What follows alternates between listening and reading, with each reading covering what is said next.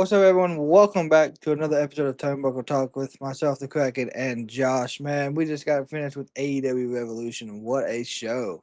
Dude, it was so good that it just made me do that weird dance at the beginning there. I don't know. It Yeah, no, it was was an great. insane show. Lot to go over. There was, including pre-show, 13 matches overall. A lot of little things happened. We had 4 returns, and I guess you could argue one debut. I say argue because it was Ronda Rousey, and she did show up in AEW/ROH. You know, Tony Khan and ROH in the past had a tag match with Marina Shafir years ago. Yep. Not like a month or so after she got released from WWE or whatever, got her release or whatever it was. So she got booed. She did, It was very loud. which in my opinion is not bad, because on the simple fact she's with the Death Riders, and I don't think Seemingly, at least with Marina, because she's always been friends with Marina. So yeah.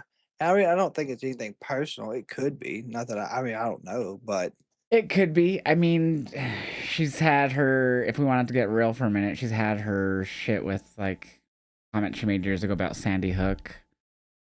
yeah, that true, yeah. weren't good comments, by the way. I'm not gonna get into that. She did eventually apologize 11 years later. So it's something Sean Ross Sapp brought up on Twitter, and I feel like this was a good way to start off the podcast because it's rather intriguing. That Ronda Rousey, who talked bad and poorly on Sandy Hook and didn't apologize for 11 years, showed up on AEW programming, but Trey Miguel said something insensitive and homophobic, apologized nearly 24 hours later, but can't get on WBD TV.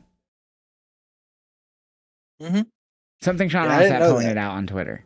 So his full statement is completely separate of wrestling. Rousey said some horrible shit about Sandy Hook, and it took 11 years to apologize. Trey Miguel apologized for his insensitive homophobic comments almost immediately. Why couldn't he be in this company again? Someone at WBD should be answering to that, and so far they haven't when I've asked. That was his full comment. He does go on to say, this isn't me saying Ronda shouldn't be there, but it's just me saying Trey should. Yeah, I mean, he came over with them to begin with, so I don't know what caused them to, of course, leave Trey. Other than that, I don't know who was offended by it or whatever it was, but I understand where he's coming from. It's rather intriguing to think about when you compare the situations, right? So again, the booze could be from her just being a former WWE superstar that wasn't really even well liked as by the fans in the WWE when she was there. Could be a carryover from that. Could be, related to stuff she said in real life about things. She has pissed a lot of fans off just with comments she's made on social media in general about pro wrestling. Yeah. So I don't know. It could be personal. It could just be the fact that she's aligned with Marina and storyline. I don't know. I don't either. I was shocked though. I mean, that was very surprising. I popped. I wouldn't say pop, but I guess I would say pop. I popped it hard enough to it made me stand up because I was not ready for that.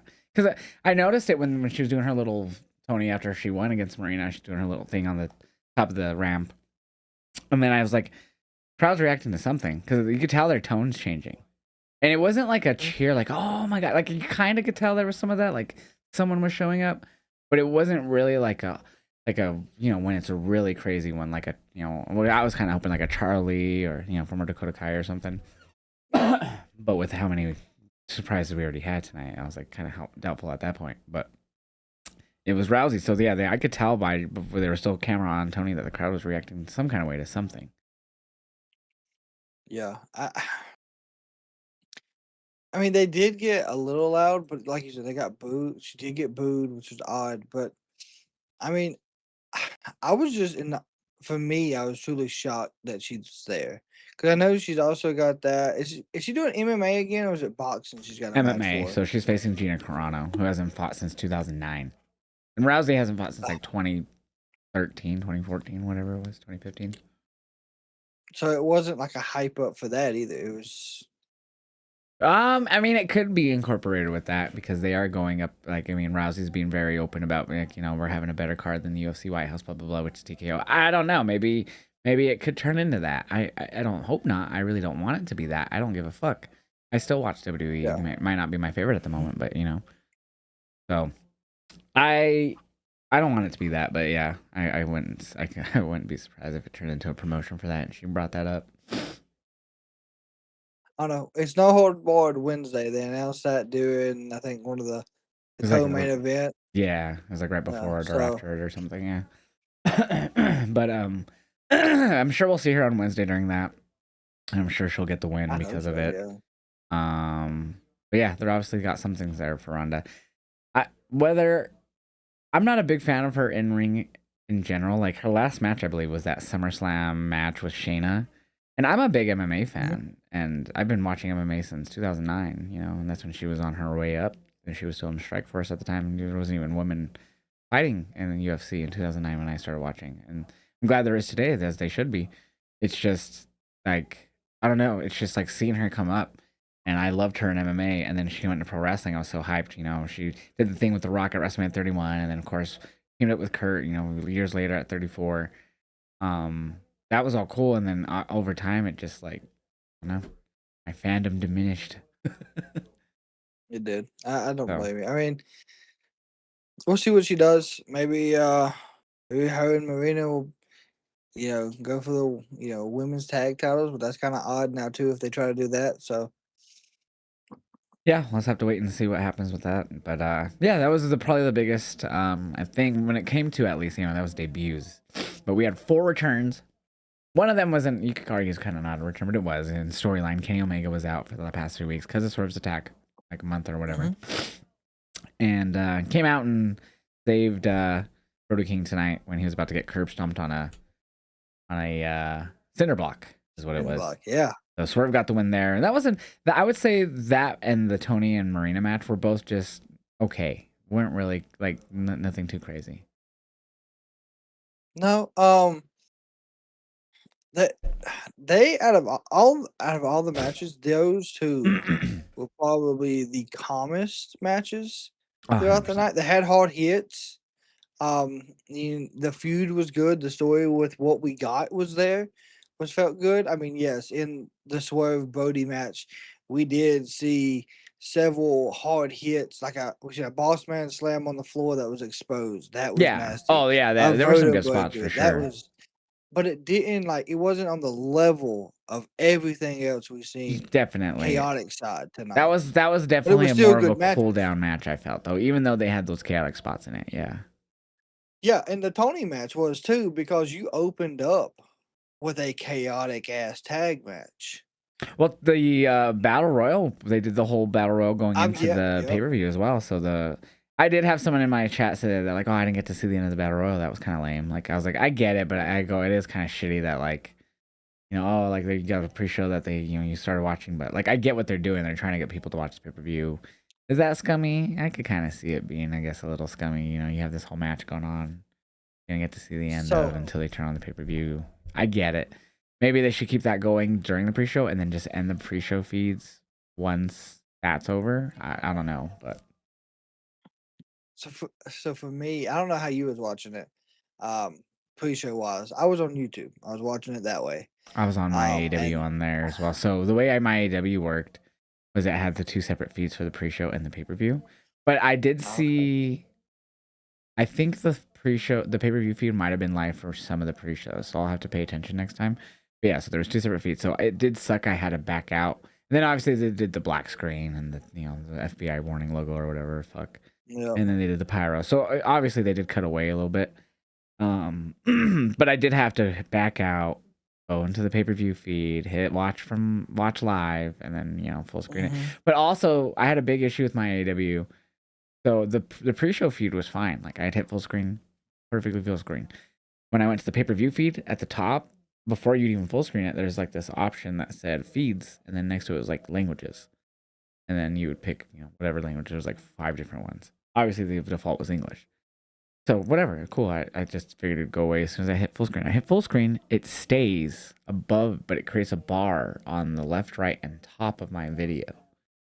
Oh my I probably could god. have like did the zoom in thing on it, which I just thought of now. Honestly, to get rid of that, that's the first thing I just thought of now. I should have tried that earlier. Anyways, I'm sure that would have worked. But um, yeah. So I had that there on my feed the whole time. I got used to it, of course, because I eventually couldn't get it away. But that's something I hope that they just fix. Once you hit full screen, that disappeared. But it didn't. Yeah. Apparently, that was an issue this past Wednesday and shit. Okay. I Yeah. I guess it's haven't only an issue on tried. PC though, so it's like only if you're on a browser and not watching on like an app or because I guess there is some TV apps and some certain ones so far.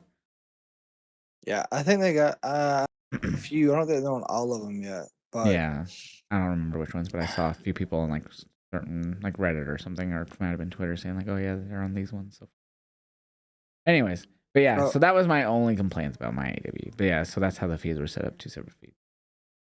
yeah, and on Triller, because of course I watched it on there for the last time tonight. Um, the show, it when it ended, like the pre-show, you see Tomasa get eliminated, right? Yeah, And then when it comes back on, Tomasa gets eliminated again so it on was like Triller. behind. You see that, and then it goes to the FBI thing. And I'm like, what the fuck are we doing? It's like it was a step behind the whole show. Hmm. I don't know. That's kind of sad to me because I've used Triller for since 2020, maybe 2021.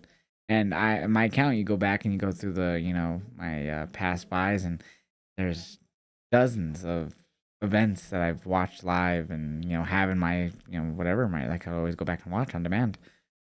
So with the fact that Triller's having issues and the fact that AW created my AW and the rumor is that that's just in case anything were to go wrong internationally for the Triller people, um, that's gonna be their their backup for that now.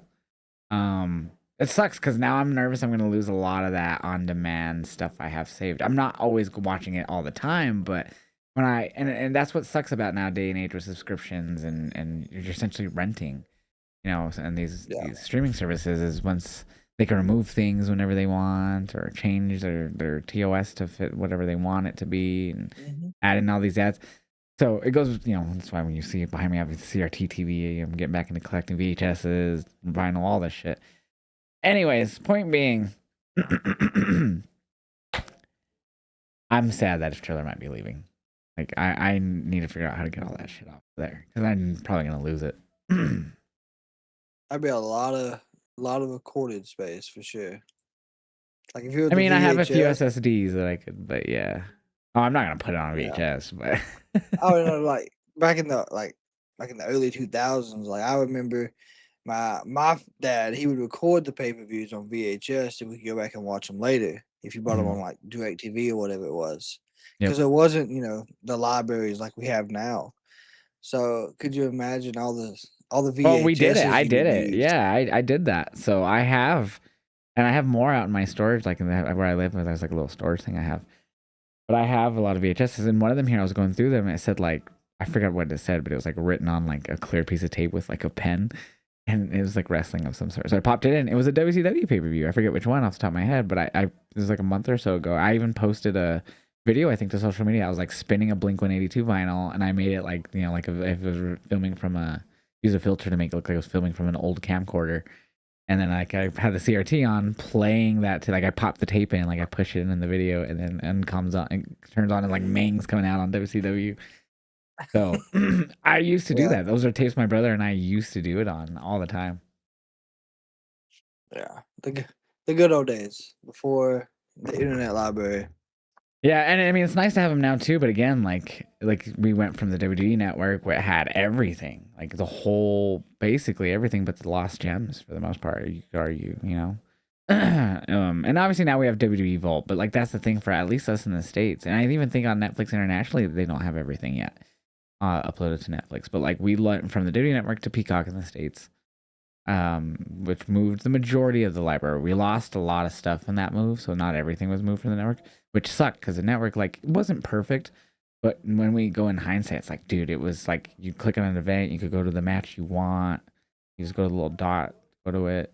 You don't have to Mhm. fast forward and wait and wait and wait, skim and find it, not know where it's at. That was perfect. I'd say their search function in the network I remember was always ass, but it was great service. And then Peacock was okay, didn't have everything. We got used to it and did the job for what it needed. And then now everything's on YouTube or like, oh, we're trying to upload some of it to Netflix, like the vaults for Raw and SmackDown. Sucks. It sucks. It does. Like I remember on Peacock, I was trying to show someone a match, and I was like, "Oh yeah, just hold down the button, it'll let you skip to it." And then they're like, "No, we gotta fast forward to it." And I was like, well, "That's horrible." Like, Yeah, it's so annoying. And then now, of course, what makes it even worse with now digital age is WWE. If you don't have it from DVD or whatever, WWE, especially with like songs or like we've seen it with like One Night Stand. You get official DVD. I think like the original DVDs that had like this original Sandman entrance, but now digitally, WWE doesn't upload it with that sound. It's always with some mhm, default Sandman song over it. Or no, same with like Taker's entrance coming out to Ain't No Grave. That's never really played properly anywhere now on like DVD footage, or Triple H coming out to Metallica. Um, Sucks. So like it's always altered, or they'll change, trim down things, take away parts, take away botches that happened, or things that were said that got yeah, caught on camera now. So you're losing exactly what was aired. It sucks.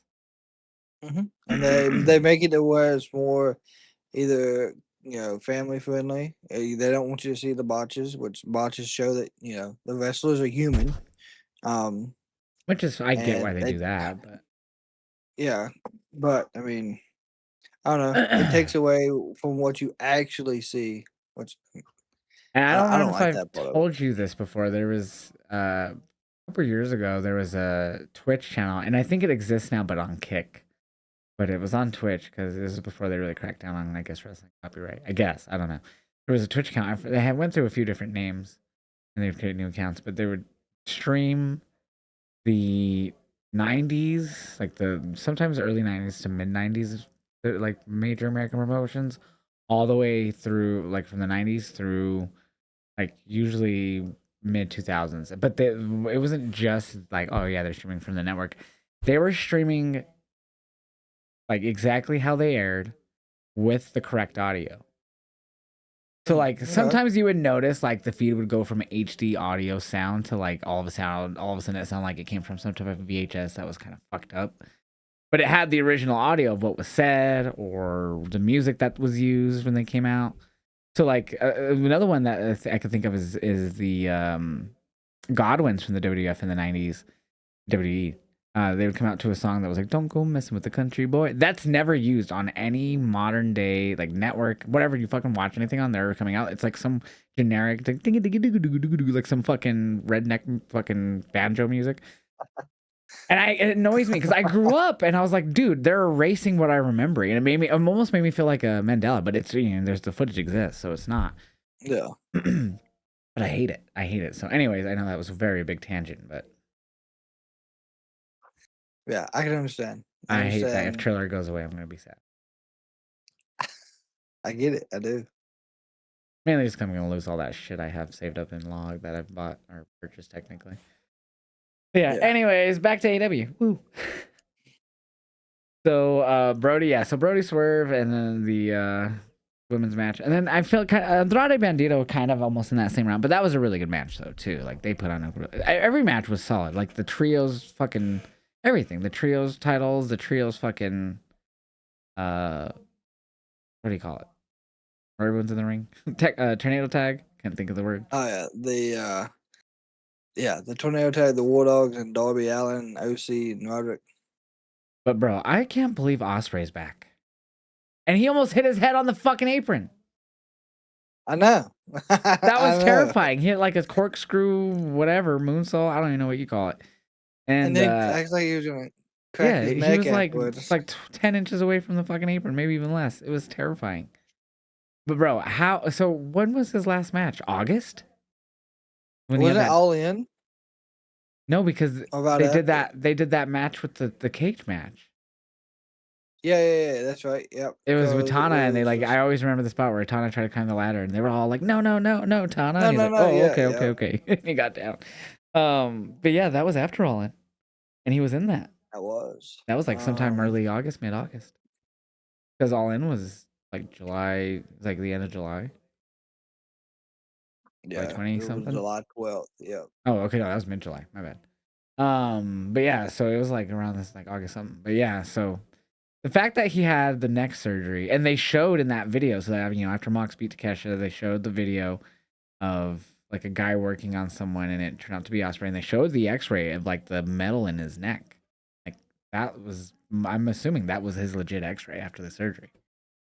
Yeah, the clip, like it's like a small clip right here. And even he pointed at the It line where looks they like, went in and domed yeah, it. yeah. So it's very visible line that he has right now, scar from it. But the fact that he had that neck surgery and neck, your spine, your neck is such a serious part of your body, and the way he competes, and he came back and he was still doing, and he was big again. By the way, it looks like he's gotten even bigger than he was muscular wise. Huge, man. Him and Swerve are on the goods, I guess. I don't know. I'm not. I'm just joking, by the way. I'm not. I mean, who knows? I don't know. I'm just saying they've gotten big. They used to be cruiserweights or whatever you call it in the juniors in indies, or I guess in New Japan, and big boys now. Yeah, to still be doing that shit after literally returning from neck surgery is maddening. Yeah. I mean, he's not scared for sure No, at fuck all. no. I I guess would have not. been cautious. Like I know I want to go out there and have a big spot I and would too. Hell show 'em yeah. I'm back, I'm but sure he like had the butterflies, but I'm assuming he's practiced a lot of this with since being cleared. Obviously he has to get in yeah, ring shape. Unless obviously he didn't lose it. Yeah. he's a freak of nature. I feel like coming back that quick. I mean, I'm no doctor, so I don't know how long the typical timeline for that type of injury is for him, but that seems maddening to me. I mean, it doesn't look like he had neck fusion, which I think takes a I while. thought he did, but I guess not. I guess it was like either neck fusion or the clip, and he was like, "Which one gets me back faster?" I feel like that's how he would have took the He's situation. crazy, bro. But yeah, he's back and looks like he wants the Continental title. So we got him, and then we got Cope and Cage came back. Like, dude, 4 returns and a debut is insane. Yeah. I was expecting Cope and them to come back, but I really hate that the Young Bucks didn't win. Yeah, so that was our opening match after, I guess, technically after the battle royal ended on the pay per view. But yeah, so that was our opening match. And the Bucks in California had a great entrance, like a whole like pictures with their family, the kids. The kids were talking and saying how much they love them in this whole thing before their full entrance. They came out with them during their entrance, the whole kids and family. They were sitting ringside, and then of course they're in Los Angeles. Bucks are from Rancho Mhm. Cucamonga, which isn't terribly far away from LA. Their parents are there, and they fucking lose. And mind you, if the Bucks would have won this, they were tied right now at like how many title reigns they both have had tag titles in AEW, and like other things. There was like a lot of other things they were kind of tied on in AEW, like tag history. And tonight would have been a tiebreaker for some of those, and FTR claim it. I mean, obviously they still have the same amount of reigns since FTR's reign's still continuing, but Mhm. yeah, so Bucks didn't break it. No. I I really I'm not thought terribly mad at the ending, but I would have preferred them to win, but I don't hate it. no. I mean, it's not a bad way to lose because they're building more going into Dynasty next month. Yeah. But damn, the Bucks put up a hell of a fight, and was it? I think it was Nick that was Nick was just a bloody mess. absolute Yeah. dude, a bloody I think it mess. was Like Nick and I had Dax who were bloody.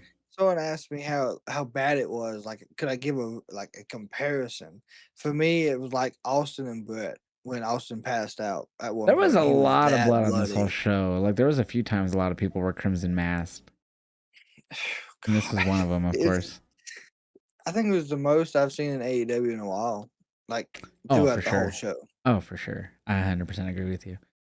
But yeah, this was a really fun tag match. We had Stokes growing some hair, by the way. I don't know if you noticed that. He wasn't fully bald anymore. He is. He's finally growing his hair back out. But I he has guess. like a fucking. I have a big forehead. I ain't gonna even cap. But that motherfucker had an 8 head, bro. I have a 5. Uh, He had an 8. That hairline, Stokes. I have no right to talk, but bro, what are we doing? Bald was better if you're gonna have that type of hairline. That was yeah. insane, bro. Anyway, so besides that, he did get involved in the match too. He stopped. He tried to stop Nick from and Matt from hitting the Meltzer driver. Didn't He really did. He was work. like, I didn't do it. I need Yeah, a it didn't really wheelchair. work. What are They you still talking got about? it, but Yeah. um, but yeah, overall, it was a really fun match. There was a cool part too where I think it was Matt who went out. Like there was like he did a move to the outside, and then one of the kids, like they kind of were doing a forehead thing, like he went up to him and the kid was like, "You could do this," or whatever the kid was saying, like cheering him on and egging him on. Yeah. But yeah, this was a phenomenal match. These four have great freaking chemistry. Um, one of the brother that they attacked a few weeks ago too threw his drink in Dax Harwood's face during the match too. But yeah, Yeah. this match after all that and the Bucks still lose. There was the one spot that kind of worried me in the match was the suplex that the Young Bucks did to Yes. FTR, where Yes. Dak's head smacks the floor.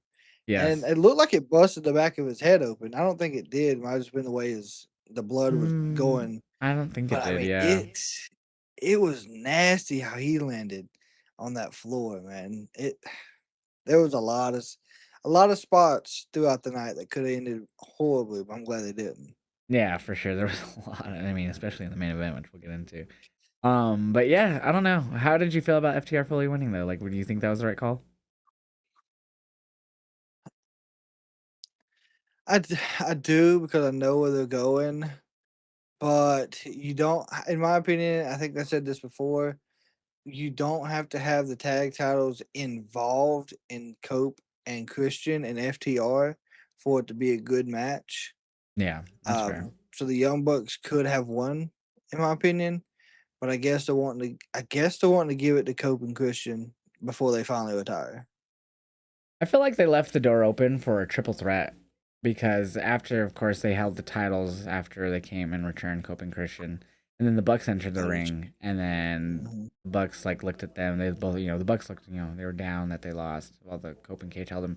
They noticed that, at least Cope did. He looked in and they just kind of looked back, and he like kind of stood back, and they kind of like stared at the Bucks, like nodded at them, and the Bucks like kind of nodded back, and that was it. But like that kind of like in my mind, that could leave the door open for maybe some more interactions here before anything is set in It stone. could. It could. By God, just put it in a ladder match. Be something crazy. I already know it's I gonna mean, happen. Dynasty's in Canada, so we could do a It TLC. is. The first ever AEW TLC match. It'd be nice. Open Christian, the Bucks, and FTR. That'd be insane. The shit we'd see in that match, it would be I would wild. love if the Bucks did their Hardys cosplay for it, and then Dax and Cash came out kind of Dudley-esque, like glasses or something. They don't even have to go too hard on it. They don't have to do camo or nothing. Just do the glasses or something. That'd be cool. And do the Yeah, just waza. That's all you got to do. You don't have show to go crazy with it. If I they mean, do, they I'd be did fine show with up that in too. Celtics colors or not, so it's possible. Yeah, that's true.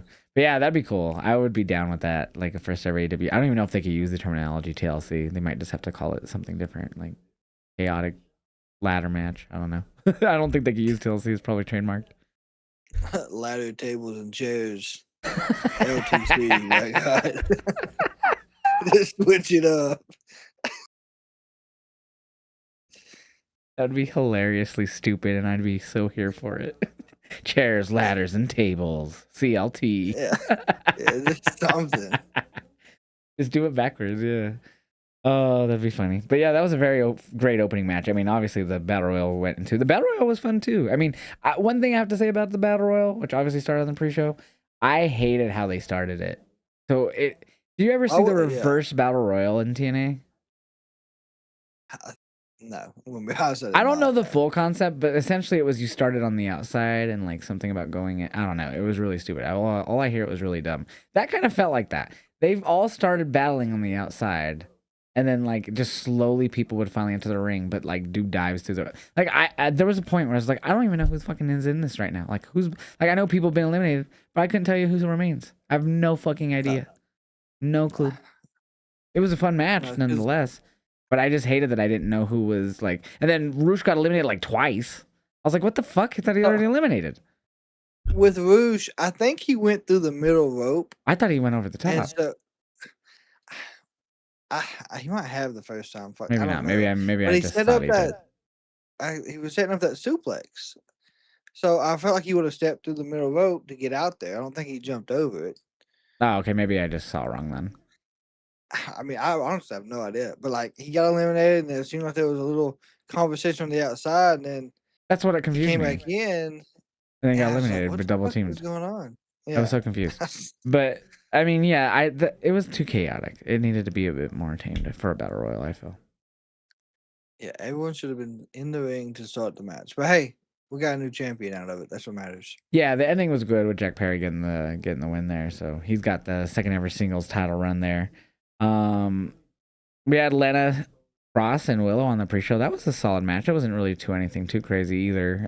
Willow retained with a roll up. She looked like she was about to get beat, but she ended up getting the roll up to get to retain. But they went on to lose the tag titles. Fortunately, yes. I figured once she retained, I was like, they'll probably lose the tag titles, especially because they beat her down afterwards. So Yeah, at some point she hurt her shoulder, which was a big deal. I think it I think she, was. I think it was before the jackhammer. I feel like, yeah, I or well, guess she I didn't even get the missed that. jackhammer, but she was gonna go for it. But I mean, I really feel like I still believe the original plan was for Megan and Penelope to win To the win in Denver titles. when I was at the show, I agree because now I went to what they're Mhm. calling them the divine. What was it? The divine something. Double The D's. yeah, yeah, yeah. I mean, that's what it spells out. I'm being too It's mature. not I'm sorry. demolition. It's Divine I don't devotion, fucking know. divine dominion, divine dominion, divine dominion. There it is. Yes. God, Sorry if anyone, yeah, I was don't. thinking like it wasn't demolition. It was somewhere in that Here realm, comes but the axe, and here comes the smash. Sorry, going to the Hall of Fame, man. Um, yeah, but yeah. So Divine Dominion, they win the women's tag titles, and we were saying a bit ago, nothing a really crazy match. It was like maybe 6 minutes that tops, was the maybe. shortest. Yeah, I was about to say that was the shortest match on It the was card. really short. It was very short, maybe 5 tops. It was very short. They played off of Willow being her, like they did the whole backstage thing, like, yeah, are you good to go? Yeah, I'm cleared to go, and you could tell she was like not like feeling it, and yeah, she didn't even do the whole kick during her entrance, nothing. So it was Give pretty it obvious props they're though. gonna lose. Defended both titles, kept one, took a hell of a choke slam. I It was like guess yeah, that's it was what like they a did double to her, choke slam, I think, yeah, with and it was a Megan and hard Lena. choke slam. Yeah, so she's still TBS champion, but her and Harley no longer women's tag champions in a short loss. You think Uh, this sets up a feud between them two, and Harley gets a TBS title shot because she's gonna blame There was a lot of Willow? people in my chat that had asked if I thought Harley would turn heel tonight, and I really was like so confused why that was the consensus amongst a lot of wrestling fans tonight. I don't know if I'm missing something because I didn't watch Dynamite on Wednesday and So nothing happened Collision. on Dynamite. I think it was Collision where Harley was like, I think we've in over our heads, or we've taken on too much, or something along that lines." It was Okay, doing in the promo package too. yeah, because I Like she missed was both kind this of week. doubting that. Well, I chose not to watch Collision. I watched a few other shows. Um, but yeah, I don't know. So I mean, if in case it's obviously I probably did miss some stuff since I didn't watch AEW. I didn't really didn't. I missed a lot of things. So yeah. So I hope not, but I could, I guess. I don't. I'd rather. I think Willow and Harley are both better as faces, so I just hope they don't try to turn either of them heel. You can't really have face versus face though, so I don't know. Either way, Harley deserves a title at some point. I think this would She be. just had one. I mean, a singles title. No, she doesn't need Willow. She's fine. I'm not wearing a Willow shirt. I don't know what you're talking about. Oh But no, yeah, I mean, I do have Harley turning heel at some point. I don't know when, but at bro. some point. So Lena is massively tall, right? Did you see that Yes. woman on the pre-show? The first match with the Holy Boom and Doom? shit. Charlie Oh my XO. god. Bro, Charlie XO is such a beast that the Rizzler did nothing to her. He did his wrist face and it was like Pokemon Stadium, not effective. That was something I noticed, and my dad was watching the pre-show with me, and he was like, "Holy shit. Like, Yeah, she's as tall as the that's the top first time rope." I've ever seen her. I'm assuming she's been part of the infantry for a minute, but Yeah, I was like, "I have no idea who this is." I couldn't tell him. Like, I was like, "I have no idea." yeah, I didn't know She until is they said on tall. commentary. I saw the XO on her necklace. I was like, someone's XO, I guess. And then they're like Charlie XO. I was like, oh, there you go, Charlie XO.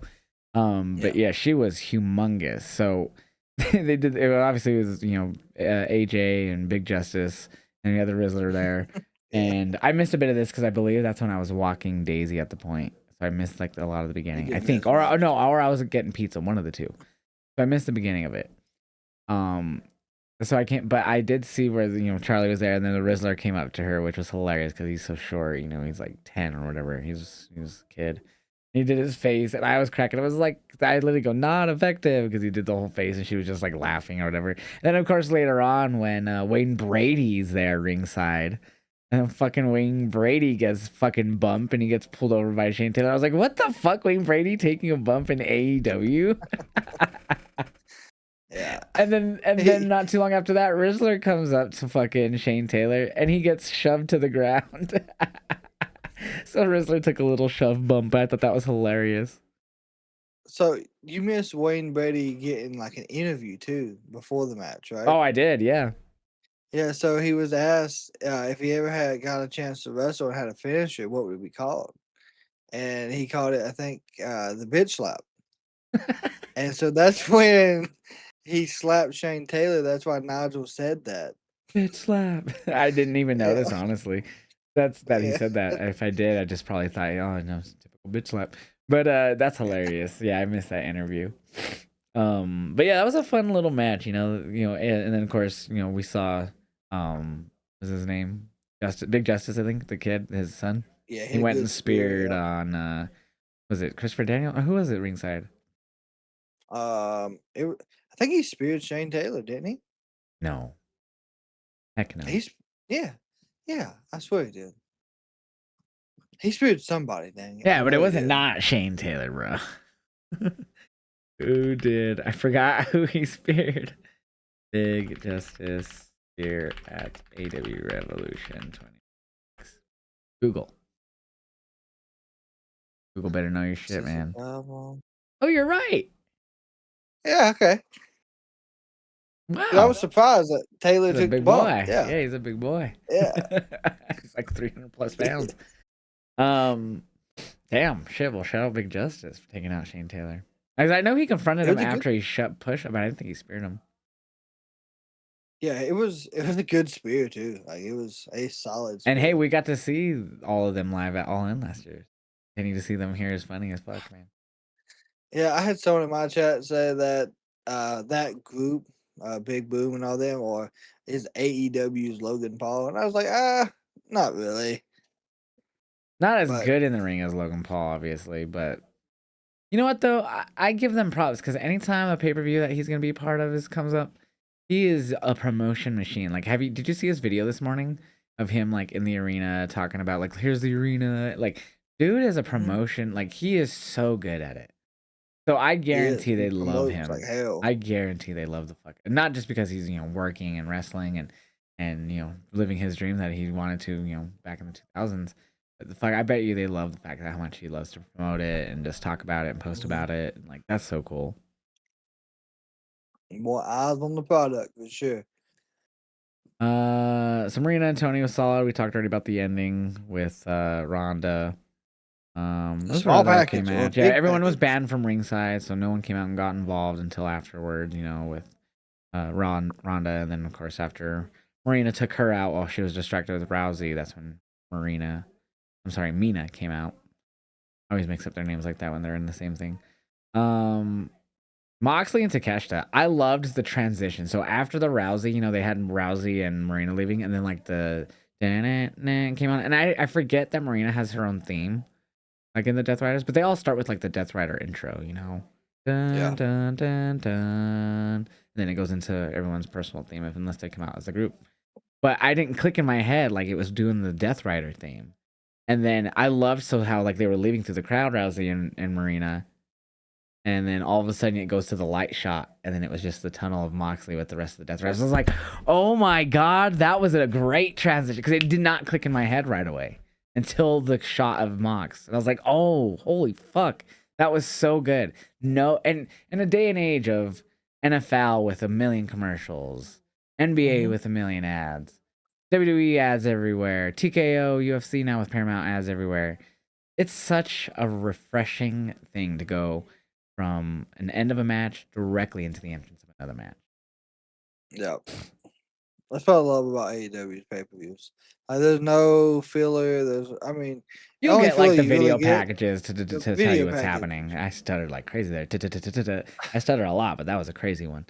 Um, But the video package just gives me time to run and get another water. Like, hey, like that's fine.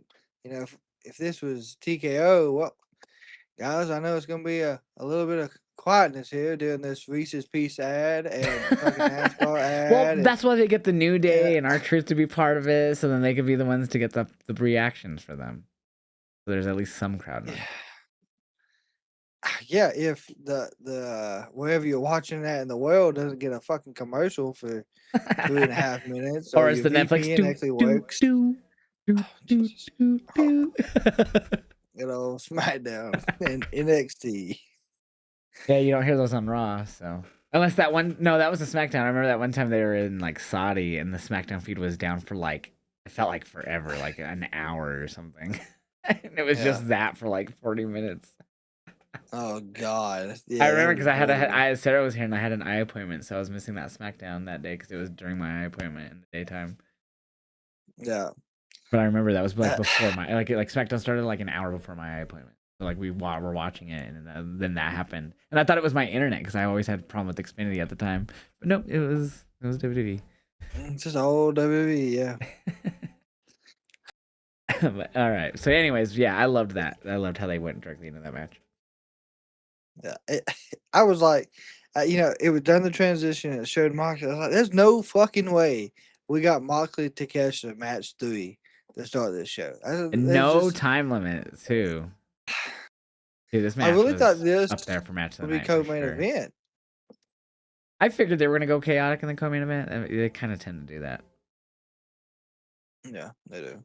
So, So, but yeah, no time limit. It was great. It's what we needed for um, these two. and Moxley didn't bleed. Takeshita did. Which is even odder. I was, I was But expecting Moxley to be a mess. I totally thought Takeshita was gonna walk out champion here. I had Moxley winning. Um, I just really thought Don Callis was going to show up afterwards We and didn't see do the Dawn whole screwdriver. until the what match? The Takeshita and yeah, Okada. yeah. So the no, you mean Fletcher Okada, like the triple threat, right? Or the trio Oh match. yeah. Yeah, we didn't see Yeah. Don Callis during any of the other like. So we saw, um, who else was on the card? That was his. That Takeshita. I feel like there was a few that he should have been at, but he wasn't. He could have been out there doing the Battle Royal because Clone, Rocky Romero Maybe was not. out Maybe I'm there. tripping. I don't know. Anyways, I guess because he didn't come for Takeshita, that's what I was thinking of. But yeah, so good match. I mean, I obviously they're going with Osprey and Mox. Is where they're going since he's the one Mhm. that they're the ones who took him out. Um, but what's it gonna be next for Takeshita? It's gonna be interesting too because the Don Callis family, Aussie Open and Okada lost the trios titles, which I did not expect tonight. Yeah. Don Callis lost in every aspect tonight except for There's mainly Andrade. faces going over tonight. Majority of faces won. Mhm. I mean, I don't know Which if is Moxley's a odd face; too. he's a tweener, but Not in this feud. Not well in this feud he against was a face. Osprey, he's gonna be the heel. Against Osprey, yeah, he'll have to I be the wouldn't heel even in that say he match. was the face. That's the thing. Takeshita was already in the part where he was more like than anyone in the Callis family because he's already, I guess, repenting, if you will, like not really following what everyone else is really doing. So I guess the way I was looking at it was Don Callis family versus Death Riders. I felt like the Death Riders have been faces. Now just Moxley and Yeah, Takeshita, that was two faces just going at it because of the build up from the Continental Classic. true. That's fair. But yeah, I would say that they're tweeners. Mainly Claudio feels more of a tweener than anyone in Pac, and Marina I for think sure. Pac's more the heel of the group. Yeah, Yuta just yeah. can't get over no matter what he does. He could be a face and go out there and high five everybody and give him free fucking money. They would still boo this man and give fuck you the chance. I don't know what he's done. I know what he done, but like, He's a damn, pussy. No, I have he just can't exactly get I over have it. exactly what he's done. You ready for this? Oh yeah, I'm what is pissed it? off. You're a pussy. That's what it is. He didn't have when he just went along with the Brian stuff after he was all crying and they held him back, and then he just went along with it. Yeah, that's true. He's just a pussy. Anyway, that's what everyone hates him from. But yeah, very fun match. They went all out, balls to the wall, going crazy in this match. There was a few times where I thought Takeshita won. Like the ref would almost like hit 3, but then he would like stop himself before it looked like Moxley was even trying to kick out. Yeah, the raging fire. I thought he had it. Honestly, I was like, oh well, here we go. Yeah, To and catch so that. he hit the obviously he kicked out of a Death Rider. He had kicked out of Paradigm Shift, a Death Rider, a Avalanche Death Rider, and then he put him to sleep. So he didn't tap. He just went out. Ref stopped the match because he was out and never tapped. And then after the match, after he celebrated, Takeshita got up and looked disappointed. Mox put out his hand. And Takeshita initially turned around and went to the ropes and started to go through, but then came back around and shook his hand. And commentary Sign pointed of out respect. they go not doing it the Don Callis way for once, doing it his way. They said, Yeah, and then I think even Takeshita bowed to him, and I think Mox did it back very "Yep, quickly.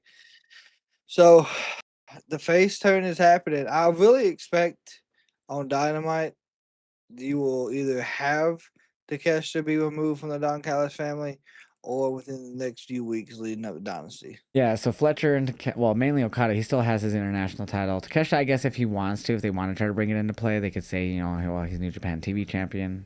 Um, they haven't really brought that up. Besides that, he's been there and did win it. I don't even know if they brought it up, but it happened not too long ago. It On happened. Dynamite, they did.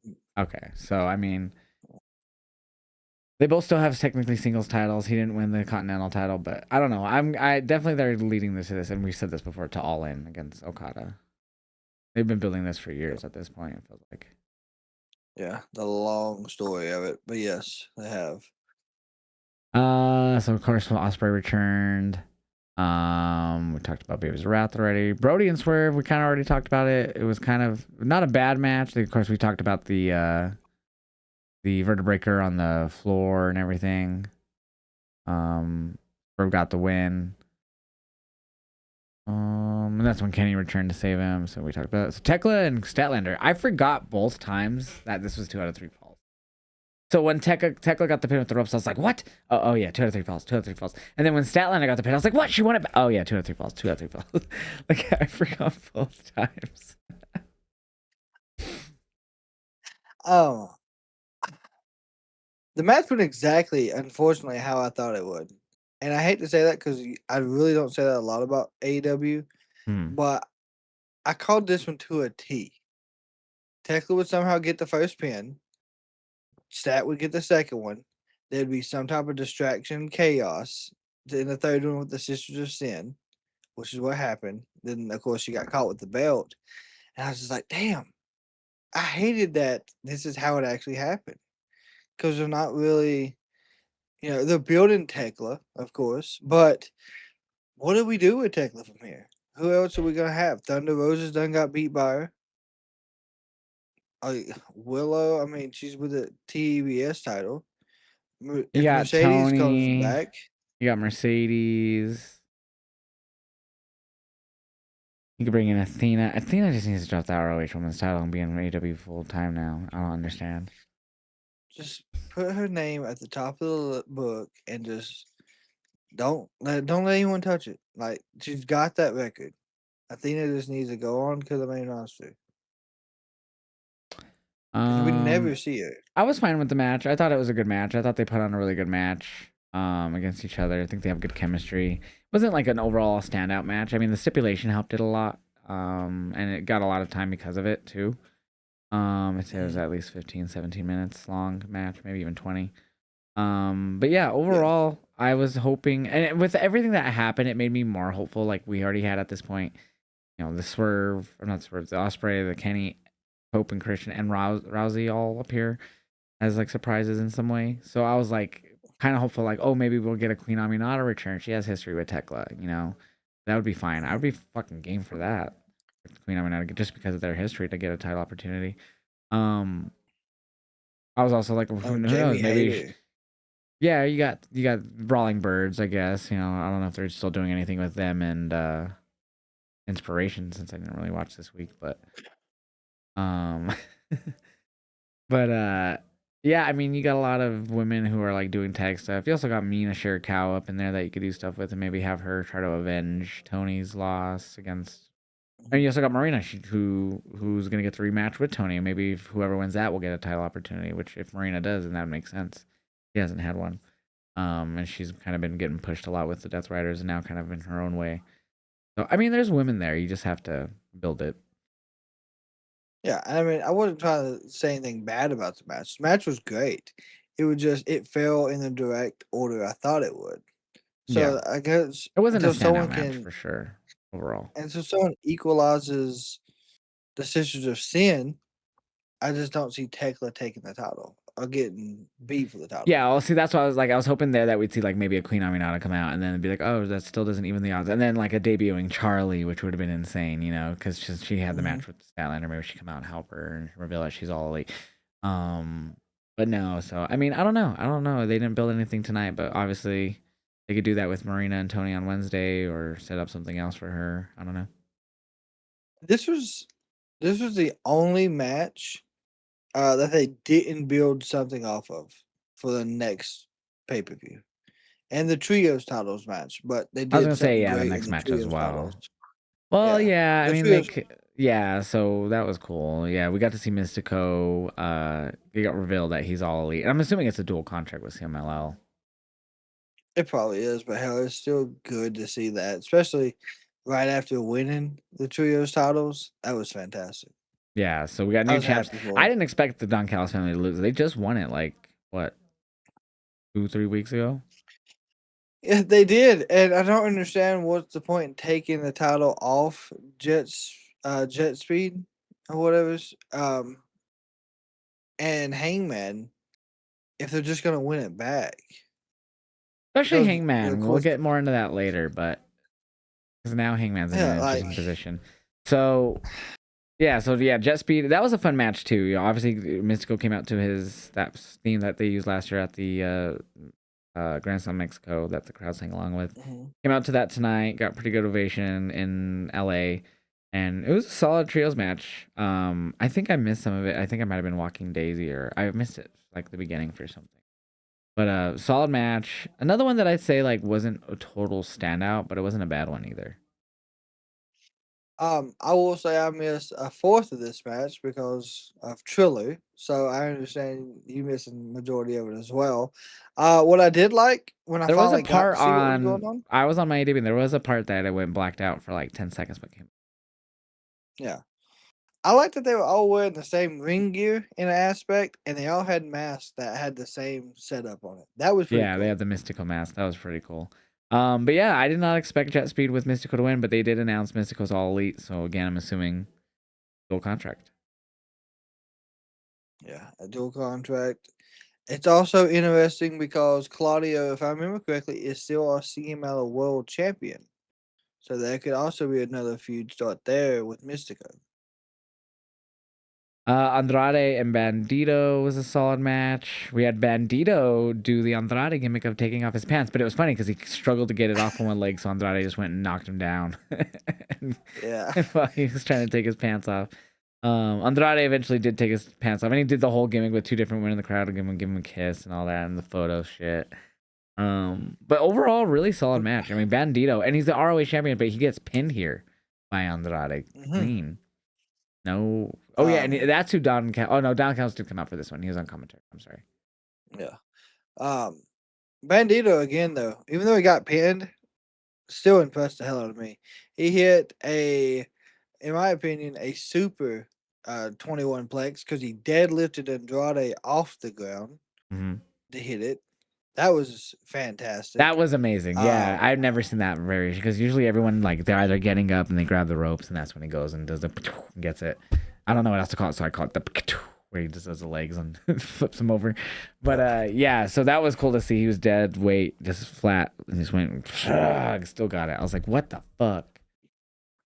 Then we had the the Three Amigos versus the Three German Suplex combination, which Mm-hmm. was pretty good as well. Andrade only hit Um, 2 Migos before Bandito got the Germans. yeah, so they went back and forth twice with that. Mm-hmm. So that was a good spot. And then the it wasn't an avalanche, but it was a middle rope DM. I think is what he's calling it. Andrade, that spinning neckbreaker finisher he does. Oh, it was well in WWE. That was his. I forgot what it was called, but The it was like the message. he would do the he would do it in WWE too. But yeah, he did it on the rope Uh, here. yeah, that was. I mean, the match was great. Like, I felt like this one had the most time with them outside of the ring doing stuff, which, of course, the crowd 5 seconds into it's like begging Andrade to take his pants off. So like it was more of a crowd interaction match, but it was still a great in ring match as well. Bro, the fucking with the that spinning elbow though, dude, it's so fucking nasty. Like it looks God like compared almighty. like and I don't want to compare it to an older dude, but like the only other person I can think of that tried to do something similar was Jericho. And the Yes, difference is insane. it's it is deadly. It is I don't know, maybe Jericho just didn't have enough power behind it when he done it. But Andrade, don't he act like he's gonna do a clothesline and like spins really quick into it? Something like that, yeah. I don't know. And then Bandito, he hit the craziest move I've seen. Excalibur even said he'd never seen it. Oh, He it had was where he Andrade up on like the did the kick, right? the heel kick to the back of Andrade's head. But I don't even Like remember how he fully set it up. Like it was the weirdest setup I've ever seen. I swore it looked like he had him like set up to do the axe kick, axe knee. Yeah, I couldn't even like if I try to like I don't even remember like so He's like gonna he had like Andrade like had him. I don't remember who had who. Like I don't remember if Andrade had Bandito and then he kicked him like that. It was like they let's were in a see. weird fucking hole together and then Bandito's whack to the back of the head like without like he couldn't even see it. It was fucking Yeah, wild. Like he it scorpion was kicked him odd. almost. Yeah, he did. He scorpion kicked the hell out of him. It I was was trying to see fucking if I could wild. find it. I can't find it at all. Yeah, I really have, and if Excalibur can't explain it, then how are we going to? But it was basically a Yeah, scorpion yeah. kick and like a weird. Well, they were like in a weird hold. It was crazy. It was a great move. It was just, in my opinion, it just shows how deep and Bandito can go at in wrestling with the moves that he has. I agree, but does Andrade get an ROH title shot? I think we talked about this. I do not want him going for the ROH We title. did. I hope not. If anything, this puts him up against Swerve next, I can see that, for the title. But yet again, now with Kenny, I don't know how this especially is since going to kind of Andrade cheated go. the last time they faced. So, Yeah, maybe Swerve wants a rematch. I don't know. and then we had the trios, which was our co-main event. The trios tornado tag that is. Darby OC and Roderick, which was funny. So the entrance, so obviously Roderick was strong return on Wednesday. That was one thing I did see. Returned and they'd been doing the whole gimmick of like missing. And I was in Denver. They had the papers on our seats in the front row. And it said missing, and it was Roderick, and it said $15 gift card. It was the reward, and it just that's all it said. It didn't say the word. It was $15 gift card. And so Roderick comes out here after OC. OC comes out first. Roddy comes out second. And OC gives him the $15 gift card. He did. He just And then Roddy throws just it. goes, yeah, he just eats it behind him. Dude, it was funny. What made that moment better was Sarah goes, so who gets the like not even kidding. 5 seconds before that whole thing was OC and him. She goes, so who gets the gift card? And then right at like 2 seconds after she says that, OC pulls out the gift card and gives it to Roddy. And we start cracking the fuck up. No fucking way you timed that like that. Like that was so good. That was good. Yeah, I I even forgot about the gift card thing, but I'm glad. I guess Roddy was like, I don't need it. It's good." I'm just glad they got along in the match. Bro, one thing I gotta say, because I was kind of reading on like how the match started here, how they just like started with chaos and everything, is that there was like in a lot of matches tonight, if not every match tonight, there was biting. Oh yeah, yeah. Like Tony bit Marina's foot and then bit it Gabe Kidd twice. bit Darby and OC, I believe. I don't think there's any biting in Andrade and Bandito. I could be wrong.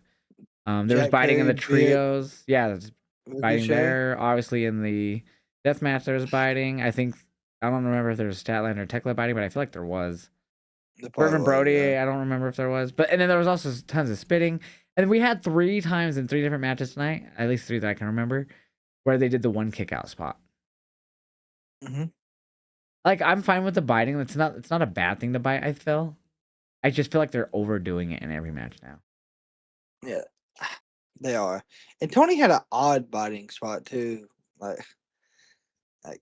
Tony, I think overdoes it sometimes. Moxley overdoes it. I mean, he just Um, bites the forehead, sometimes the ear or something, but the foot, I'm fine with that too. It gets it because she's not wearing shoes. But my problem is just it happens almost every match now. it does. Like I don't know. I mean, I understand. Like they do crazy stuff. Maybe that's one thing out of the stuff they do that like they could dial back a little bit on. And it's not I don't because know. Maybe it's I just think they do it every match. It's happening too yeah. often. I feel like it would have more of an effect the less you do it. I don't care if they bite. It would. Bite away. Not a problem Yeah. with it. Not a problem with the biting, the blood. Spitting is a little gross, but hey, spit away, I guess. That one grosses me It, out. would- it, it would be hard for me to stay in character if I'm getting spit in the face like that. That probably makes Like, it better to be more pissed in character then. yeah. Have to not take it personally and 'Cause- just take it personally in the moment, but then once you're backstage, you're like, dude, that was great. You got yeah, me yeah. pissed. That was perfect. Yeah, kind of like at the end of this, where after the match was over, Darby spit in Kid's Yeah. face, and he's like, "I'm gonna Yeah. fucking kill you." Like, he's like, "I will fucking kill you." Yeah. But yeah, this whole match was chaotic. It was trios, tornadoes, tag, so no one needed to be tagged in. Um, Crazy bump after crazy bump. I actually thought the dogs would win since this is their like as a faction, especially David Finlay. First big match together, and they lose. Yeah, kind of odd. And they were the co-main event. I I figured it would be mean, co-main event once we got to like the final 4 matches, and I was like looking at what was left. I was like, okay, I feel like that could be just because that's chaotic, and they tend to do chaoticness before the main event. I feel like. that is true. I was Anyways, just, I was surprised they lost here. I thought, and I was hoping they would, in a perfect world in my head, it was them winning, and then obviously Jay White once again teased on Twitter. He did it the last pay-per-view in December as well. Jesus. He teased here that I forgot what he said, but teased something on Twitter, like made it sound like he could return, and obviously didn't. So my perfect world, it was him and the whole Bang Bang Gang confronting, especially they tie over the whole them getting jumped out by Bullet Club. That would have been nice. Obviously that didn't happen, but No. I am still a little surprised that the dogs lost their first big match together on a pay-per-view. It's not over. This feud is nowhere Oh, near especially done. after the way that ended. Yeah, and Darby and Gabe Kid's been going on for a while since the All In shit. So, I don't know how that match is gonna like when they finally can figure out what's gonna finish that feud. I just know it's gonna be insane. Do the orange juice match or whatever the fuck you did with Jericho and OC, but make it like fucking sharks in water. I don't know. First one to climb I, to I Mount just Everest wins. I don't know. First one to not get knocked out going down concrete stairs that are 20 stairs deep wins. You have to keep going until someone dies, basically. I have no idea. I know Darby probably broke a rib tonight with that spear by Clark through the middle Dude, rope. That was that was the nasty. most nasty spear. So if you missed it live or if you haven't seen it, Darby's on the apron. I forget exactly. I think he did something that gets him on the apron. But then immediately Clark Connor's just out of fucking nowhere. Like the camera's just already on Darby Mhm. for like a good 5 seconds because he did something. And then he ends up on the apron, and then Clark Connor's boom hits him with one of the meanest sounding spears. Like not just like basically the biggest craziest spear I've seen since the I Show Speed one. I feel like. Yes, I agree. And dude, I don't know what Darby's made of. Like he takes all these wild bumps like And he's that straight and edge, just so he's not taking drugs to mm-mm. numb the pain. Maybe like an Advil or something simple, but like nothing too crazy. He's not trying to like, oh, I Nothing. need an oxy doc. And he's straight edge, so I have no idea how he's doing this.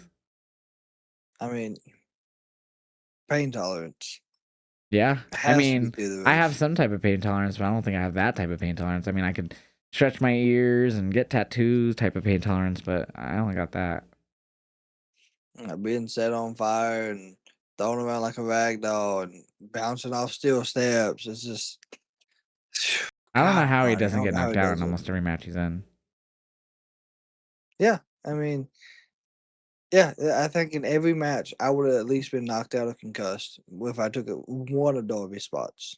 So yes, I don't Yeah, see there how was he a does it. lot in this match. Like eventually they zip tied Gabe Kidd. I'm sorry, Darby was like stuck. They used the tag rope and they tied it around his necklace, which was like a chain. Yep. And yeah, what's up, Akira? How you doing, man? But yeah, I don't know how he does that shit. Akira he's a pro wrestler. He's in the chat. I don't know how you do that shit. You did death matches too, so I don't know how y'all do that shit. I don't either. Like, hats off to you. Like, it's absolutely insane some of the spots they can take. Yeah, madly insane. Um, Good match though. I think wrong winners, but we'll see where it leads. It's obviously not over. It's not. And I just hate that David Finley's first match is a loss. And I felt like during the match he had some spot where he was standing over top of everybody, you know, and the crowd didn't really react to, I guess, his presence in the ring at the moment because I feel like they are still new to him. Oh, A lot of definitely. I people, mean, I feel like lot AEW fans would know him more than like if he went to a different company. if he went to WWE, yeah, but I just feel like it's still going to take a little bit of time for them to get to know who David Finley is. So I Yeah. feel like he needs to get on the mic Wednesday, maybe get in a singles match against OC or Roderick, and have just a good match. Maybe then the crowd will understand more and figure out who he is. Speaking of pain tolerance, we had the Texas Death Match, which you were right. So the stipulation was if Hangman still lost, it would be his last ever opportunity at the men's world title, regardless of who's holding it. So I totally thought that was not part of it just because of the way they did the coin toss. But so this match was probably more crazy than the one in Texas, I would argue. It absolutely was. Absolutely. I mean, well, I don't. I mean, we had a lot It of didn't start that interference, way. and I wouldn't even really call it interference, but it was, but getting involved in Texas. But the one tonight was pure death match. It was we Yeah. had the typical, AW, and we had glass. We had Mhm. which was cool. I like the way they did it. It was like a window with like the little four panes, and MJF just dropped it and broke it to put the glass all in the ring. That was funny, I thought. We had the staple guns. We had, of course, typical tables, barbed wire Mhm. chairs, Mobile normal table, yeah. barbed wire tables. But you add the element of which they've done this before, but this was the second time we've gotten it. The syringe needle. We Mm. got it once with Hangman and Swerve, where Hangman put it through Swerve's cheek and squirted the fluid. They did the exact same spot, but this time Hangman was on the receiving end of the syringe through the cheek, and MJF pushed the fluid out through the other side. Fucking disgusting. I'm not even Yeah. against it. Like that's do whatever. Like as long as y'all are consenting and not fully killing each other. Essentially, I mean, they basically are. But like that's a crazy spot. Piercing your cheek. Oh my, that's like I popped. But my goodness. And then the fluorescent light bulbs, like, Yes, yeah, we had I fluorescent light bulbs, which we don't typically. We've gotten them before in AEW, but they're very rare. yeah, and I like that they walked to the ramp to do that to ensure the safety of the people sitting there in front row. I That mean, was cool. they already used I feel glass, like but I mean, that's it was already like they didn't like break the glass and let it. I guess that's a good way yeah. of looking at it, but I didn't think of it that way. I did feel like they didn't seem as like compared to when you see them in like other promotions, the glass light tubes. Like I feel like they always like leave with so much powder. The ones AEW used didn't really do that. Like there wasn't really a dust afterwards. Cloud of There dust. wasn't a dust, but when Hangman turned MJF around, before his blood took Oh over, yeah, no, you can there see the was dust. you Yeah, can see the yeah, line like on his back of all the cuts and everything. But I don't know. And yeah, maybe it's just different lighting, different cameras, better quality. Who knows? But yeah. I just found that slightly interesting. I guess I'm a nerd. So, but yeah, so they use that. Shit, man. They use the skewers. We've seen skewers Oh, before, but again, that's rare in AEW to see the skewers. Moxley's done them before in AEW. MJF was on the receiving end of the skewers tonight, and then he took a buckshot, which was cool because then the rest felt that stuck in fell out when it hit, which was funny. and then they Um, showed it they showed it back in slow motion, which made it look even better. yeah. And then when he was setting up the table on the outside before he had Hangman before he had pulled out that barbed wire, with the wood he was put on the table, the crowd was Mhm. chanting, "We want fire!" And Hangman goes and kind of gets close to the front row, like not overly close, but he's like kind of close. He's like, "Who has a lighter? Who has a lighter?" And he's asking for it, and then he doesn't get one. So then that's when he gets that barbed wire thing, he puts it on there, and then they chant again, "We want fire!" While he's getting ready to hit the dead or whatever he's Mhm. going through for that table with the barbed wire. And again, he goes, "Who has a lighter? Give me a lighter!" And doesn't get one, of course, because he's not really gonna take one anyways. And but still, this whole match was insane. Like insane spot after insane spot. The needle, the skewers, the all the glass, dragging each other through glass, and God, using the glass to cut each other in the forehead, the barbed wire around the Mhm. fist, barbed wire chairs. He threw MJF into the chair, which was in the corner. That cut his back open pretty good initially before he got the light tube to the back. Um, And MJF was vocal, like you could hear everything. So like all that was real. There was nothing that was like fake barbed wire. Like the emotions, the blood. It Dude, was and then 100% what I Hangman pulls out wanted. a fucking dog collar. It wasn't. It looked like just a chain because the Mhm. way he pulled out of the bag, it was like, oh, so he brought the chain to hang him. Dog collar. He puts the around both of their necks, and fucking. Eventually, that's what cost him was the dog Yeah, collar. I like how I think it was Brian on commentary. Maybe it was Tony was like, MJF doesn't, 4 years ago had a dog collar match and probably, has PTSD from it. And then he wakes up from being, He's I like, think it was a oh. chair shot. He's like freaking the hell out. No, no, get this off of me. That was Yeah, after the skewers and the PTSD. buckshot. So after the skewers and buckshot is when he went and grabbed it. Yeah, so that was a good callback to what the dog collar match with CM Punk, right? Yeah, and it's That's the also a good one. tie into how he's used the chain to win his death matches in the past.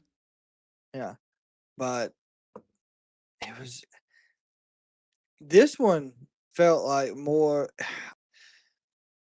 of a death match than what we seen at All In. For sure. What just and like both men were a bloody mess, fucking crimson masks, but multiple times. Like MJF, I think was like he had a bloody mouth at one point, and I think that was the first thing to really get blood in the match. I even laughed. I Mhm. was like, it looks like he's wearing lipstick, just made his lips really bright colored. Yeah. But yeah, there was 2 points where he was bloody. So I think it was the glass spot. They did the glass, and he was bleeding from his head. And then as I brought it up, I was like, man, this match has been going so long that their blood's dried, and you could barely tell that they were bleeding under their heads, kind of, unless you really like got a close up shot. And Yeah. then that's when they did the skewers, and then he was gushing again, of course, because this fucking skewer is going in your forehead. Um, but dude, yeah, this whole pay per view, if you were front row, you probably just smelled iron the whole night. Yeah. Absolutely. It was a It very was bloody pay per view. so we know how the match ended, right? Hangman doesn't tap, Well, yeah, so he passes hangs him. out. He does the whole hanging him over the rope thing. But what I loved about this was not only was it the way Hangman has been winning his Texas Death matches, the way he fell into the camera. So it wasn't like he went out or he tapped or anything, because you have to do the 10 count or submit. He didn't tap. MJF just let him fall, and he fell face first into the camera, and all the blood in his forehead makes a big splotch of blood in the camera, and they stick on that shot of just the blood Yep. dead center as he's getting counted, and then they changed it here and there. But like that was crazy timing to get that blood splatter on the camera like that to end the match. It was a nice touch. It added the cinematic, in my opinion, to the death match. Um, and I'm very curious because you talked about it on our last time we talked. It was They will. You said they were not going to Cody Hangman, and now I feel like they have. So I totally didn't understand that they kept that stipulation on there. I totally thought it was just like, oh, you fucking try to cheat the stipulation, with the heads tails thing with a trick coin. We're just gonna make you go on the one you didn't want to be a part of. I didn't realize they just combined the two. That's on me for not fully Yeah, paying attention to that. And because you had brought it up last time we had talked about this, like I'm pretty sure that's what they said on commentary. Fuck no. But yeah, so Hangman loses, and he's obviously been a two-time AEW World Champion. So they coded him, but he's already been champion. Cody never was champion prior to that. yeah, okay. So it sucks because like it did like when I realized that was like I didn't realize till the match was ending in the chat. I was like, no, yeah, commentary's been saying it. I was like, what? And I listened, and they're like, yep, he can never challenge for it again. I was like in my mood, just totally. I was like, wow, they really did that. So like, it's a dumb stipulation in my head. I'm sure like if they really wanted to, they could get around it some way. But also, they have so many men's singles titles. There's the Continental, there's the International, there's the TNT, there's the National. So there's 4 other titles he could go for. Obviously not as, in theory, prestigious as the men's world title. And he's had 2 Mhm. runs with the men's world title. Arguably, the second one was, I mean, it might have been 3. It was 2, sorry. Second one maybe not as good as his first one, but I mean the Texas Death Match. Well, I mean that was the start of it. Anyways, point being, I don't know. I don't know what the fuck they're gonna go with him from here. I don't like that stipulation, especially for one of your top guys and Hangman. Now you're just locking him out of the world title picture. And that was what a Mhm. lot of people will say was a lot of Cody's downfall in the company was that you lost a lot of opportunities for him there. You were regulating him to be in fodder for the men, and because he never had even been world champion, just TNT. So you just Yeah, regulated him immediately to that mid card division at the time in an early AEW history. So a little different that I now mean with how that many titles we that's have, true. but I'm not a fan of It's it gonna be still. interesting to see. It will be interesting to see where they go from here with Hangman. And then of course I know Hangman was just selling like hell and great at Maybe. I it, mean, they were doing but everything to kill each other. So he didn't move. Like he fell, hit the ground, and laid there. And then even when the credits rolled, like we see him picking him up, put him on the stretcher. There was no medical doctors out there putting a neck brace on him or anything like that. But they pick well, him they up, were sit him there on putting it. him on the gurney, and they were gonna will him out. But Yeah. yeah, they weren't going like to the And extent then WWE takes it. Yeah, MJF stands on top of him, showboats, does the devil thing into the camera, and Hangman doesn't flinch, doesn't move. I was like, holy shit. Like, just selling a Texas Death. And that's what I think a lot of people complained about with after All In was Moxley was like immediately wrestling in like a trios match or something on the Dynamite after All In. And it's well, like, yeah. dude, should be selling this fucking death match that he just got choked out on. And so I got it, like why people were mad about that. But now I feel like they, with the way this one went, they definitely need to like maybe a segment, but they should not be competing on Wednesday. And we know MJF won't. He doesn't a lot. Yeah. MJF doesn't like to compete a lot because he doesn't want to get injured, which I mean I can understand. But Hangman, if anything, we need to see Hangman, and they need to play it well. Hangman's doing like a promo from a hospital bed, bandage all the hell up, like That would be fire. play play off the Texas Death Match, like 2 weeks. 100%. Or give yourself time to heal because if one of them doesn't have like a minor injury, I would honestly be surprised from some of the spots they took, especially the damn spear, not a spear, but the belly to belly off the Oh yeah, ramp we didn't or even talk the about that. to the Yeah. table that So exploded. they went through that table that exploded, and obviously once they went through, you could see like the little like, wiring underneath and whatever they had to make it do that. But it was such a big explosion that I even was like, that was better than the whole Kenny Moxley fucking exploding deathmatch explosion. Yeah, yeah, that was, but like I was like, holy shit! Like it hit, and it blew up. I felt like an actual pyro went off in my face because of how bright it got watching it. And then they keep looking at him while the ref's counting, and like they hit so hard that somehow Hangman ended up with a DJ board under him, like under his arm, like he was Oh cradling it, yeah, it like was he was like a holding it the whole little time. yeah. But like, Yeah, there was some crazy shit in this match, man. hats off to him, by God. Oh, by I far match of do the night. think. I do think they made the right choice though. As much as I didn't want Hangman to not be able to challenge again, because it kind of makes it odd, but it also opens the door for more people. I just didn't want MJF's title run to be short because there's so many people you can put against MJF right now. Yeah, I'm super excited to see what's going to happen because we had Swerve win, Kenny return. Of course, they're going to continue that feud. Andrade, who's also in that world title picture, one. You could add them in there, make that a triple threat if you really wanted to. Ospreay is going to be feuding with Moxley, who are both in that title picture. I mean, Moxley's Continental Champion, but he's still in that main event picture. So the main event scene, and of course you got Brody and Bandito, who did eat losses tonight, but they're obviously in that fringe upper mid card main event scene right now in AEW's men's division. It's stacked, you know. And you got Fletcher and Okada, who are, I would argue, main event status right now, but are, you know, obviously doing their storyline going on. So you have so much talent in that men's upper echelon that it's insane right now. Like, you could throw Okada in there, Takeshita, Moxley, you know, Swerve, Bandito. Kevin Knight is on his way up in that, it looks like, right now. I mean, obviously, he's still in the tag team in the trios division, but, like, he's had some great singles matches. Obviously, lost the world title match against MJF, but looks like a stud in all his singles matches and his tag matches. So, I mean, that's talent right now. That main event scene is so stacked in AEW. It is. I do agree. It's gonna be good, especially going into Dynasty and Double or Nothing in May. I don't know And then what's when we in get Samoa between. Joe back, you can even throw in Cope and Christian in there if you really want to. Like, fuck, man. Yeah, so stacked is what I Stacked main like to event hear. scene. I can't wait for Samoa Joe to return, Wardlow return. You could get some big players in there. But yeah, that was Revolution. Again, there were some matches in there that didn't really hit for me. So overall, I give it a 4 out of 5. Yeah, I agree. The whole show was great. There's just a few matches I felt that kind of missed, in my opinion. It wasn't bad matches, but I mean, I felt four would be good with it. 4 out of 5. TK has announced that Mystico is on a dual contract. Okay, nice. And Yeah, Sarah that's also fine too. did a Tony. He said Tony Khan says he'll probably never forget Hangman Page's blood spinning on the floor camera. Wait, hold on. Why is that not? Okay, splashing on the floor camera. TK confirms it's a verbal agreement between AW and Hangman about him never challenging for the world championship again, just like it was with Cody Rhodes. So interesting. So it's a verbal agreement. It's not a contractual agreement. In kayfabe. So he said. So Tony said it's also that's how it was for Cody Rhodes too.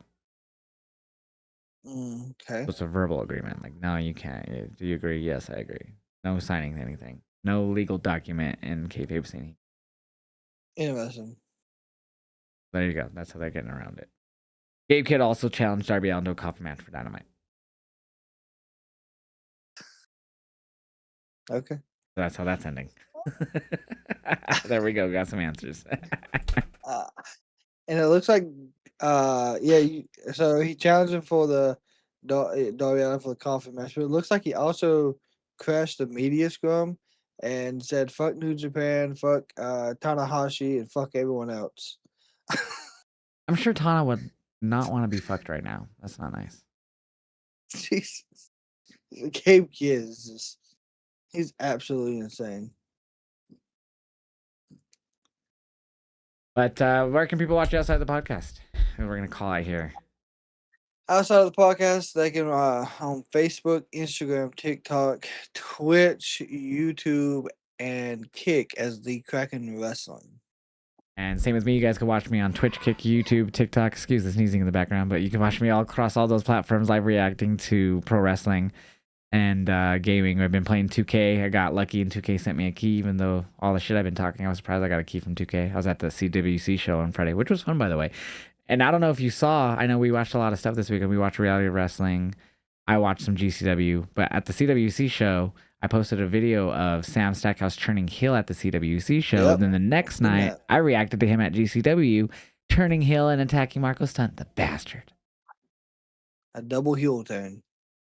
What a bitch. I totally didn't know that was going to happen beforehand. I'm not going to lie. I knew. And you know what, though? I forgot. He told me forever ago. Like, he knew a while ago, and I totally spaced it out. I'm not going to lie. I didn't say this on stream, but I'll say it on here. See, you gotta watch the podcast. You get a little insights. I didn't. If people were watching me yesterday, and this wasn't even planned. Obviously, I was watching reality wrestling. I had no idea that segment was gonna happen during the reality of wrestling main event. I missed the whole Zilla match because that Marco Stunt segment went 20 minutes. Damn. I found that ironic because Zilla talks shit about GCW, and I have nothing against Zilla whatsoever. And I'm assuming people probably think I do because for a while I've said I don't think he's ready for WWE and all the shit that's been said about him. I'd kind of wait to see if that clears up and he proves them wrong. Anyways, he's talked shit about GCW. We talked about like a month or so ago, or a couple weeks ago.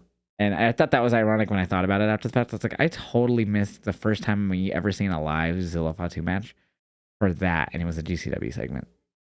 And I was like, that's kind of ironic after what he said.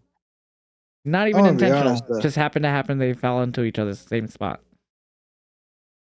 I enjoyed the reality of wrestling. It was alright. But the way they ended that shit was kind of odd. I didn't see. I was watching the Marco Stunt thing. So Zilla hits like the triple Z, I think is what he calls it, the flying Samoan spike. Oh yeah, okay. Hits the ref on accident because the other guy. Oh, was it a double ref bump? No, no. Okay. No. Sorry. So the one ref got hit with a triple Z, and then the second ref comes in to counter pinfall because Zilla was getting ready to win, and the ref that took the damn triple Z stops the new ref and disqualifies Zilla. That's fair, I guess. That's interesting though. I also will say I hated the ending to the BDE match. Into the BDE, yeah.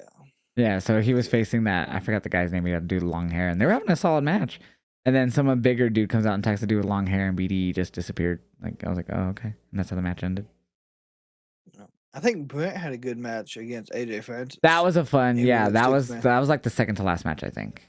That was fun. Yeah, that was offensive. That was a fun tag. Another thing I was kind of confused about, like we both done that with the Creative Sport Network, and we were it was advertised as Pay Up, but we got like it was Glory at one point. Yeah, it was like a Glory Platinum. And then Platinum. It was Platinum like the rest of the show. It was never called Pay Up once by like I never heard like graphics that said Pay Up. Nothing. Hey, companies run their shows their way, but I was so confused. I was like, is this are we on the right one? Like I thought it was like that. I thought it was like that one time there was one where like I was like, this doesn't seem like the OVW show. This seems like their pre-show or something. And they're like, no, they said it started at 6. Remember? I was like in the chat in the Discord. I was like, I don't think this is the, or whatever I was telling them. And then sure enough, it was like the fucking hour show that they were taping. And I was like, I thought so. Because then they were like, oh yeah, this isn't the show that was advertised. This is the thing that they're taping. We didn't realize they were sending us the feed just for that. That's what that felt like. That's what it felt like we were watching the feed. Because like if you watched it from the beginning when it went live in the CSN thing, it was like the announcers coming out with their themes and everything. Like we got everything. And then Russo with his loud ass mic. I don't understand that. Everyone else on the mic was quiet. Well, there was one time where someone got really loud and it peaked like that. So that was clearly a clipping mechanism in whatever software or whatever interface or whatever the fuck they're using. But anytime he was like it would, I thought it was just some type of, no, he was just clipping the fucking mic. That's how loud he was getting. And they weren't adjusting it accordingly or telling him to shut up or whatever. I was like, my God, yeah, the beginning of that was so hard to, like, I just turned it down.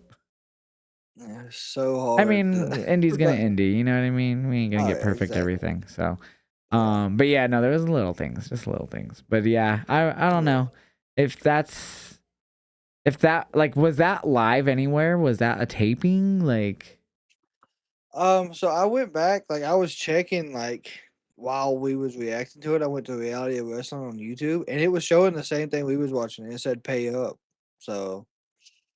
That it just felt so paced awkwardly. I don't know. Maybe it's just me being so used to being. Maybe it's just me used to seeing all these big promotions. I don't know. But I would even argue the CWC show, the local show I went to here in Colorado Springs on Friday was way more flowing better. And they do segments. They do fucking. They ended with Sam turning heel, and like the match kind of didn't really happen. Like it did. It didn't. But like it ended with like Sam threatening the fucking owner and like this is what's gonna happen to you, and Sam will just yeet a chair at the guy's head, which was fucking nasty. Now was it GCW or was it that show where he No, was that was sitting my in the local ring? show. That was my local show. Yeah, Okay, because I know there was one. I think it was a clip that you posted. He was sitting in the ring that was in the a show I was at. chair. That was the show I was at. Okay, And then yeah, so he turned heel at the show I was at the night before, but then he also turned heel at the next night at GCW. damn. Bastard. Hey, But he's got yeah, to he do told it. me to shut up because I go, "Why, Sam?" And he goes, "Well, if you shut up, I'll tell you." And then at one point, I think he was when he was like fighting the guy in the corner, and he had tied him up, which is ironic because if you know the story with him and KJ Orso, that's what KJ Orso did to him in all Mhm. Texas weekend, or All In, and tied up Sam on the ropes, and his wife came out, and he was about to murder Sam's wife, and Sam gave up. So it was ironic that's what he did to at the CW shift. So he did the exact same thing except with the wife part, but he tied up the guy the same way he was tied up. Um, but when he was beating him up when he was tied up, at one point I go, think about the kids, Sam, and it's a family friendly show. So all he did is he mouthed it. He goes, "It's like mouth fuck them kids," and we were like, "Oh shit," because they're not supposed to say the F word. Like they could say shit or whatever, but they're Yeah, told not to like say try to some keep crazy it ass words. PG. Yeah. It's funny too because I'm like, I've been going to a few shows and they kind of like know my social media game, so I hang out with them a little bit after show and chat with like the wrestlers and stuff. They're all really cool. I actually always have fun chatting with them and whatever. And one of the guy that he faced in Isles, he's really funny. He before the match he came out and during his entrance and he had like a flag and he put it around me. I was front row, so he put it around me, and so I was just sitting there the whole match like dee, dee, dee, holding it. And then after he got attacked, the ring announcer, they all came in, trying to help him. And then the ring announcer was there, and I was like, maybe you could fan him with his flag. And she goes, I think he might need this. And she like took it. It's funny. Indie shows are fun. I had so much fun at that show, Yeah. and it was Friday night. I missed SmackDown. Only thing I've heard from SmackDown was the whole Randy turn, so I feel like I made the right choice. Best part of the night, by God. Best part of the night. Sounds like I didn't miss much, huh? I mean, Danhausen coached Miz, and Miz mic didn't work. Then Miz got knocked out by Jelly Roll. Oh god. Kit Wilson saved Miz. Yeah, I heard about that. Doesn't sound fun though. The Bellas, they're back, by God, Yeah, I heard again. that they've been gone 5 weeks and now they all of a sudden got a title match. But yeah. They came back for titles, and Yeah, that was Aldis was funny. like, You got it." Um, that'll be a Okay. triple threat: Charlotte and Bliss versus Lash and Nia versus the Bellas at WrestleMania, probably. I don't know. It's just I could have I've played Showcase. I've Oh, you got it too. You got 2K? Yeah. Yeah. You know what I will say about 2K, a little quick 2K. All I've done is kind of like do the new match types and do showcase. That's all I've done. Um Gameplay is still fun. The ragdoll physics Mhm. fun, new weapon types are fun, the new match types are pretty fun. Um it's the if you got the anything above the standard edition and all the DLC is now in that ringside pass. And it's not like, oh, you could play your way and unlock everything. You can play basically any mode. I think it's like online matches is the only thing that doesn't count. Like Yeah. Island does, but not like against your friends. So the biggest thing is though is there was a way to like quickly get it done, but they took that away. They're like, nope, we There want you was. to play our way. I hate that. Mm. It wasn't they weren't glitching the game. They weren't, hacking it. They weren't Cheating, doing yeah. anything. They were just doing what you guys had set in the game, which they found out was the best and quickest way to level up. They said not Mhm. today, bud. And I get it. It's funny because I sit here and I think about it, and my biggest complaint for years is a person who doesn't like the island. Obviously, that was last year was the first thing. The person who doesn't play my faction, there's no longevity besides like my GM and just endlessly playing universe, right? And that gets tiring for me after a while. Because for me, I was like, there's no longevity besides, I guess just waiting for the DLC to drop, download them, play with them, then I'm done with them. So maybe my way of playing, they're like, we need to figure out a way to get these people to play longer that don't want to play My Rise, that don't want to play the island frequently. And obviously, they say, if you play these, you'll kind of get stuff that will help you with that. But like, I don't want to. I don't want to play my faction. I don't want to play. And maybe I'll play the island just a tiny bit to see what they did to it this year, because last year was the first year. I don't want to play my faction. Nothing about it makes me want to play it. Universe barely keeps my attention. GM's fun for a bit for me.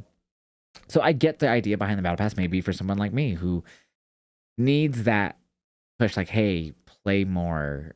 Besides, if you don't want to do these, you have you get the pass. You get to keep playing and Mhm. play matches and slowly unlock. I don't want to slowly unlock them. I want them now. I don't want to pay for them. And so Yeah. it feels scummy because like there's games that does this, but this game never did that till this year, and now that's how it's done. Oh yeah. I mean, Battle Pass is the new way. It's Ringside Pass, but Battle Pass, yeah. Um, I mean, I can understand it. Like, I guess hey, I'm working my ass off, and I just unlocked China or whatever the hell Bro, it and yeah, was. there's the free tier, but that's so annoying. It's like most of the time when you would buy and 2K gave me the game, so they gave me the money, not Monday, the Monday Night Raw edition. So I have where like I'm gonna have all the passes when they get released and all Yeah. that shit. But like, I don't honestly like when the DLC would drop normally. I would normally play with everyone normally once or maybe twice and like online or something with friends, and then never touch a lot of them again. At least the last few years, because the DLC sucked Yeah. a lot of the time lately. In my opinion, DLC like last year. Reason why I wasn't even planning on buying this year's game, which I didn't because I got gifted it from 2K themselves, was because you locked a lot of the top my favorite shit around the top edition, and then that stupid ringside pass, and Yeah. gameplay's fun, but I don't think I'm gonna get any of the later tier ringside passes done because I'm not gonna care to. I don't like how much it takes to No. unlock them. I understand. I mean, I like to play my faction. I never spend money on it. If I get VC or MFP doing that, I'll use it to buy packs if I got enough. But I like to play that. It's constantly challenges, which makes it play it like longevity I'm playable just not until a they card bring out thing. the I new don't one, like those card modes. which makes sense. I hate those. They piss me off. I understand. I do. Trust me. I will try Island They again always, just because I want to see what they've built off of it from last year. yeah. I didn't like Island last year. I'll try it though and I mean, it see. had like stuff where you didn't have to play online. It had like those quests, which were okay, but Mm-hmm. it was just a lot of running around. Run True. around here, True. do a match. Run over here, do a match. Run over here, run over here, run over here, do a match. Yeah, it was like the find this thing, do a city in match. NBA. Which was Yeah. fine. It was different, but I just wasn't for me. No, The Bray one was I cool agree. just because it had like Bray Easter eggs, and if you're a big Bray fan, so obviously with my Bray tattoo, I'm a huge Bray fan, so that was Yeah. cool. I actually liked that. But I don't know. I'll check it out probably eventually, but I have been enjoying the showcase. I will say the purple ring that everyone's been complaining about, like the stamina ring, I'm 50-50 Yeah. on it. I get it in this sense of the showcase in my eyes. Like it feels like the AI, like you could see their bar obviously with the HUD, but it feels like there's times where like they'll get to that point to where you're at and then like they reverse, but it doesn't do the same thing. It's like, what the fuck? Yeah, it does. So that's my only Yeah, I complaint. I feel you. like it against like people you're playing online so they can't eventually just spam because their stamina will drop. But I hate it against the AI because it doesn't seem to affect them as bad. I agree. Trust me, I So agree. 50-50. 50-50. But yeah, so that's it. I know we said we're gonna end up go and then we started talking about other stuff. But yeah, that's gonna be it, guys. We'll catch you guys Tuesday after NXT. Peace. Yes. So yeah.